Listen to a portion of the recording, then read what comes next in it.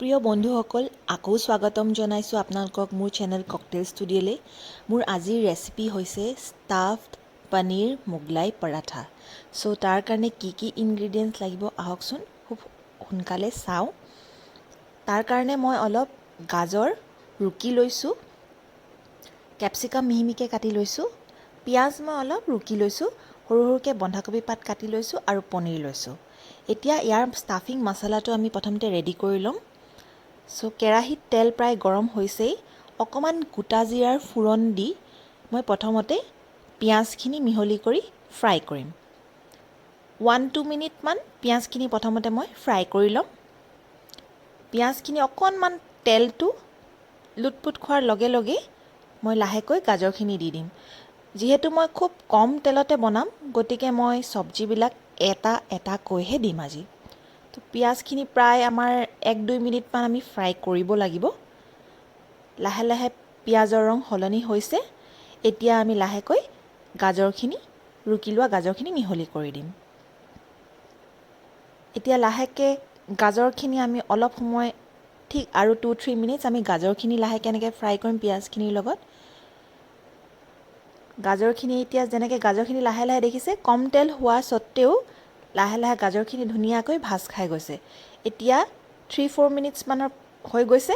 চ' মই বন্ধাকবি পাতখিনি আৰু কেপচিকামখিনি মিহলাই আকৌ ফ্ৰাই কৰিম। মই ভিডিঅ'টো অলপ অলপ আগবঢ়াই যাম। আপোনালোকে নিজৰ আন্দাজা মতে যেতিয়া অলপ চব্জিখিনি কোমল হ'ব তেতিয়া আপোনালোকে গাজৰ বা কেপচিকামখিনি দি যাব। মই এই ধৰণে 5 মিনিটছমান ফ্ৰাই কৰিম। এতিয়া ভেজিটেবলছ ধৰক এভেইলেবল আছে। চ' চব কালাৰ্ছৰ ভেজিটেবলছ দি পেলি খুব ধুনীয়া সুন্দৰ এটা হয়, ল'ৰা ছোৱালীও খাব বিচাৰে। চ' আপোনালোকে ঘৰতে খুব সুন্দৰভাৱে বনাব পাৰে। এতিয়া আমাৰ প্ৰায় হৈয়ে গৈছে চাওক। 5 মিনিটছমান মোৰ একচুৱেলি ফ্ৰাই কৰা হৈ গৈছে। এতিয়া মই লাহেকৈ অকণমান মছলা মিক্স কৰিম ইয়াত। প্ৰথমতে মই দিম নিমখ আন্দাজ অনুসৰি, তাৰপিছত দিম জিৰা গুড়ি আপোনালোকৰ আন্দাজ অনুসৰি হাফ স্পুনমান, তাৰপিছত মই দিম ধনিয়া গুড়ি হাফ স্পুন বা 1 স্পুন আপোনালোকৰ আন্দাজ অনুসৰি। তাৰপিছত মই ভালকৈ মিহলি কৰি ল'ম এই চব্জিখিনি। মিহলি কৰি ঠিক আৰু 1-2 মিনিটছমান ফ্ৰাই কৰি মই কাশ্মীৰ মিৰ্চ 1 টিস্পুন দি দিম। এতিয়া মই এই মছলাখিনি আনাদাৰ 2-3 মিনিটছ ফ্ৰাই কৰিম। খুব বেছি সিজাৰ কোনো প্ৰয়োজন নাই, অলপ কমকৈ সিজিলেও হৈ যাব। যিহেতু ষ্টাফ কৰি আমি আকৌ পৰাঠাখন ফ্ৰাই কৰিমেই, সেইকাৰণে। এতিয়া চাওক আমাৰ 3-4 মিনিটছৰ পিছত আৰু খুব ধুনীয়া কোমল লাহেকৈ হৈ আহিছে, কালাৰ সলনি হৈছে। এতিয়া মই পনীৰখিনি মিহলি কৰি দিম। পনীৰখিনি মিহলি কৰি আৰু আমি বেছি দেৰি ফ্ৰাই নকৰোঁ, খুব বেছি 1 মিনিট বা 2 মিনিটছ আমি ফ্ৰাই কৰিম। আমাৰ প্ৰায় ষ্টাফিং ৰেডি হোৱাৰ হওঁ অৱস্থা। এতিয়া মই 2-3 মিনিটছ ফ্ৰাই কৰা হৈ গৈছে। মই এতিয়া টমেট' চচ আপোনাৰ 4 স্পুন মই ইয়াতে দি দিম। 4 স্পুন টমেট' চচ মই মিক্স কৰি লাহেকৈ গেছটো এতিয়া বন্ধ কৰি মই মছলাখিনি থৈ দিম। আমাৰ ষ্টাফিং অলম'ষ্ট ৰেডি হৈ গৈছে। এতিয়া আমি যিটো আটাটো সেইটো মাৰি লওঁ ৰুটিৰ কাৰণে।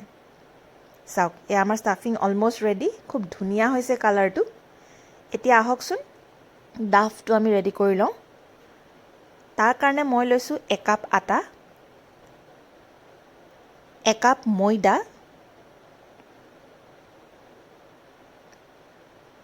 আৰু অকণমান নিমখ, অকণমান তেল আৰু এতিয়া অকণমান ল'ম মই বেকিং ছ'ডা ক্ৰিস্পিনেছটোৰ কাৰণে। তাৰপিছত অকণমানকৈ পানী দি মই অলপ গৰম কুহুমীয়া পানী লৈ লৈছোঁ। কুহুমীয়া পানী দি মই এতিয়া আটাটো মিহলি কৰি মিক্স কৰি আছোঁ আৰু ধুনীয়া সুন্দৰ কোমল ডাফ এটা ৰেডি কৰি ল'ম। এই ধৰণে অকণমান এট এ টাইম অকণমান পানী দি আপোনালোকে মাৰি যাব। একেলগতে বহুত পানী দি নিদিব, তেতিয়া বেছি পনীয়া হৈ যাব পাৰে। গতিকে আমাৰ এতিয়া প্ৰায় হৈয়ে গৈছে। দেখিছেনে কি কোমল হৈছে? এইটো আপোনালোকে ইমানটো কোমল হোৱাকৈ আটাখিনি মাৰি ৰেডি কৰি এতিয়া সমান আকাৰৰ কেইটামান গোল গোল আটাৰ লাড়ু আপুনি বনাই ৰাখিব ৰুটিৰ কাৰণে। মই এনেধৰণে বনাই লৈছোঁ। এতিয়া ৰুটিখন কেনেকৈ বেলিম মই দেখুৱাৰ আগতে মই যিহেতু মোগলাই পৰঠা মোগলাইত বিনা এগ কেতিয়াও পচিবল নহয় গতিকে মই 4খন পৰঠা বনাম তো তাৰ কাৰণে মই 2টা এগ এটা বাউলত লৈ লৈছোঁ এক চুটকি মই নিমখো দিম নিমখ দি এই এগখিনি মই ভালকৈ মিক্স কৰি ল'ম মোগলাই কুশ্বান বিনা এগ পচিবল নহয় গতিকে আমি এগ মিক্স কৰি লৈছোঁ অলপ ভালদৰে এনেকৈ মিহলি কৰি ল'ব এয়া আমাৰ ৰেডি হৈ গ'ল এতিয়া আমি পৰঠাখন বেলি লওঁ আটাৰ এনেকুৱা গোলা ল'ম শুকান আটা অলপ ছটিয়াই লৈছোঁ মই ছটিয়াই এতিয়া ৰুটিখন মই ভালকৈ বেলি ল'ম অলপ পাতলাকৈ আপোনালোকে চাওক এনেকৈ পাতলাকৈ ৰুটিখন মই বেলি ল'ম পাতলাকৈ বেলা মোৰ হৈ গৈছে এতিয়া ইয়াৰ ওপৰত মই যিটো ষ্টাফিংছ মই পনীৰৰ বনাই লৈছিলোঁ সেই ষ্টাফিংছটো মই দিম ইয়াৰ ওপৰত কালাৰটো কি ধুনীয়া হৈছে নহয়নে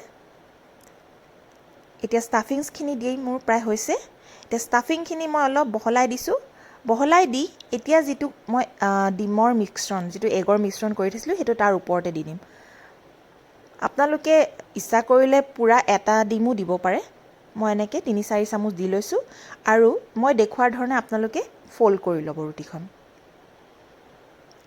যিটো মিশ্ৰণ আছে ডিমৰ সেইটো দিও আপুনি আঠা নিচিনাকৈ অলপ যদি ল'ব বিচাৰে এনেকৈ সানি ল'ব তাৰপিছত এনেকৈ কিনাৰটো বন্ধ কৰি দিব টাৱাত তেল গৰম কৰি ল'ব অলপ আৰু আমি এতিয়া গৰম হোৱাৰ লগে লগে যিটো ষ্টাফড পৰাঠাটো আমি ইয়াতে ফ্ৰাই কৰিম খুব ধুনীয়াকৈ এতিয়া আপুনি টাৱা আমাৰ প্ৰায় গৰম হৈ গৈছে আমি এতিয়া ফ্ৰাই কৰি যাম যদি আপুনি আজি প্ৰথমবাৰৰ বাবে মোৰ চেনেললৈ আহিছে তেন্তে হ'লে মোৰ চেনেল লাইক শ্বেয়াৰ কৰাৰ লগতে ছাবস্ক্ৰাইব কৰিব আৰু কাষৰ বেল আইকনটো ক্লিক কৰিব আৰু বনাব ঘৰত বনাই কেনে পালে জনাবলৈ নাপাহৰিব তলত থকা কমেণ্ট বক্সত কমেণ্টটো দিব চ' এই ধৰণে মই পৰঠাখন ফ্ৰাই কৰি লৈছিলোঁ তেল অকণ মই কেঁচা থাকোঁতে সানি লওঁ তেতিয়া কেতিয়াও পৰঠাখন যদি হাই ষ্টিমো থাকে কেতিয়াও জ্বলি নাযায় গতিকে কেঁচাতে মই ওপৰত অকণমান তেল সদায় সানি লওঁ মই নৰ্মেল পৰঠা বনাবলৈও সানি লওঁ এতিয়া চাওকচোন কি ধুনীয়া ৰং আহিছে খুব সুন্দৰ ৰং হৈছে নহয়নে এই ধৰণে আমি অকণমান লুটি বাগৰ কৰিম এবাৰ দুবাৰ ইপিটি আৰু ইপিটি কৰি অলপ তেল দি মই পৰঠাখন ভালকৈ ফ্ৰাই কৰি ল'ম মই আকৌ অকণমান ওপৰত তেল সানি লৈছোঁ সানি লৈ মই আকৌ এবাৰ উলটিয়াই দিম এনেকৈ এবাৰ বা দুবাৰ উলটিয়াই দিয়াৰ লগতে আমাৰ পৰঠাখন প্ৰায় ৰেডি হৈয়ে যাব ভিতৰৰ ষ্টাফিংছখিনি আমাৰ অলম'ষ্ট কুকডে আছিলে এতিয়া আৰু অকণমান কুকড হৈ যাব সেইকাৰণে মই আপোনালোকক কৈছিলোঁ যে যিখিনি ভেজিটেবলছ আমি একদম ফুল কুক নকৰিলেও হৈ যায় কিয়কি আমি টাৱাত আকৌ পৰঠাখন ফ্ৰাই কৰোঁৱেই চ' পৰঠা আমাৰ অলম'ষ্ট ৰেডি হৈ গৈছে আপোনালোকে চাইছেনে বন্ধুসকল কি ধুনীয়া এটা কালাৰ আহিছে পৰঠাখনৰ এতিয়া আমি এই পৰঠাখন আমাৰ প্ৰায় হৈ গৈছে চাওক খুব সুন্দৰ হৈছে এখন পৰঠা মই আৰু এখন পৰঠা আপোনালোকক বনাই দেখুৱাই দিছোঁ মই এনেকৈ বেলি ল'ব পাতলাকৈ ষ্টাফিংছখিনি ভিতৰত দিব আপোনালোকে ইচ্ছা কৰিলে বেছি ষ্টাফিংছো দিব পাৰে দি পেলি আমি যিটো এগ বিট কৰি ৰাখিছিলোঁ তাৰ সেয়াও অলপ ঢালি দিছোঁ এয়া ঢালি পেলি আকৌ আপোনালোকে মই দেখুৱাৰ ধৰণে আপোনালোকে পৰঠাখন ফ'ল্ড কৰি ল'ব যদি অসুবিধা হয় আপোনালোকে কণীৰ যিটো অকণমান পানীটো সেইটো আপোনালোকে অকণমান লগালে এনেকৈ আঠাৰ নিচিনাকৈ লাগি ধৰিব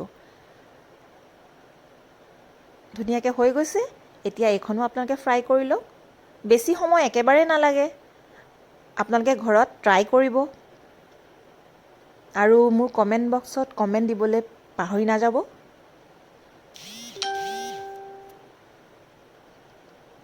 চাওক খুব ধুনীয়া ৰং খুব সহজতে আৰু খুব সোনকালে আমাৰ ষ্টাফিং পৰঠা হোটেলৰ নিচিনা আমি ঘৰতে বনাই খাব পাৰোঁ খুব ধুনীয়া হৈছে নহয়নে এইখন পৰঠাও আমাৰ প্ৰায় হৈয়ে গৈছে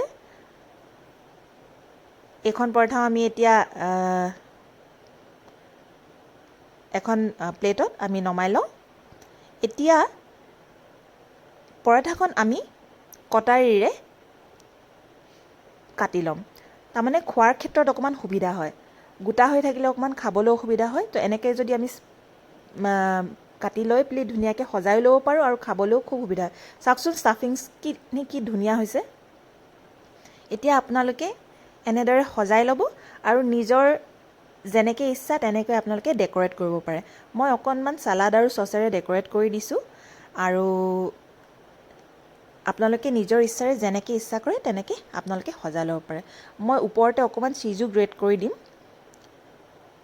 সৰু ল'ৰা ছোৱালী অলপ কালাৰফুল হ'লে খাবলৈ ভাল পায়, সেইকাৰণে মই জাষ্ট চীজেৰে ওপৰত অকণমান গ্ৰেট কৰি দিম। চ' মোৰ ভিডিঅ'টো চাই কেনে পালে আপোনালোকে জনাব। মোৰ channel like, share and subscribe কৰিবলৈ নাপাহৰিব। আহি থকা দিনবিলাকত এনেধৰণৰ বিভিন্ন ধৰণৰ ফুড আইটেমছ হওক বা বেলেগ ধৰণৰ ভিডিঅ' আপোনালোকে চাবলৈ পাব। যিহেতু চেনেলৰ নাম মোৰ ককটেল ষ্টুডিঅ', অকল খোৱাৰে নহয়, আপোনালোকে বিভিন্ন ধৰণৰ ভিডিঅ' মোৰ চেনেলত দেখিবলৈ পাব। চ' থেংক ইউ ফৰ ৱাচিং মাই ভিডিঅ'। Thank U.